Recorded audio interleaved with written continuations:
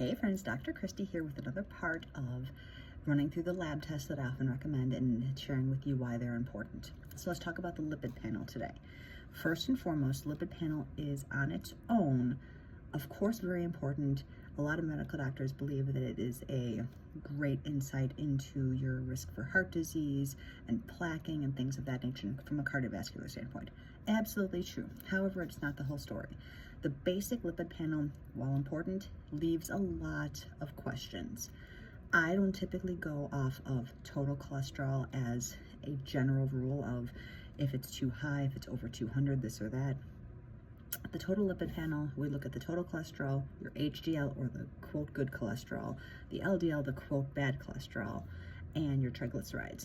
My priorities is that you have a good amount of good cholesterol, maybe not too high of LDL, the bad cholesterol, but quite honestly, there are some studies to show that your LDL, the higher it is long-term, especially in women, is correlated with longevity. So there's a lot of different opinions as far as that's concerned.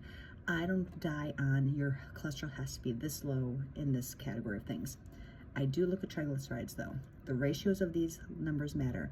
And if you have a family history of heart disease, if you have family history of stroke and heart issues of any kind, you want to do the further detailed panels, which are ApoA, ApoB, oxidized LDL, and the Lp(a) lipoprotein.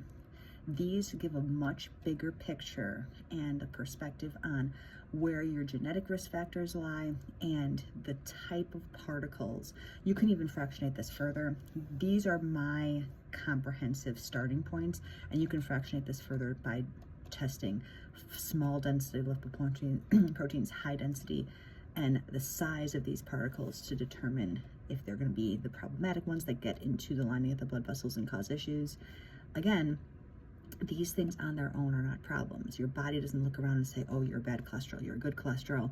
It depends on what it's doing in your body. And if you have antioxidants that keep these things from getting oxidized in the blood and in the blood vessels, they don't turn into what's called foam cells and then macrophages, and then they don't turn into these massive plaque type forming agents. So a lot of information in a quick, short little video, but I wanted to share that with you. Lipid panel, very valuable, but if you want to take it a step further on a basic screen, especially if you have a family history, if you want to make sure your cardiovascular factors are low risk, run those tests, ApoA, ApoB, Lp(a), and oxidized LDL. Those are good starting points to give you a comprehensive picture. Stay tuned tomorrow. Have a good day.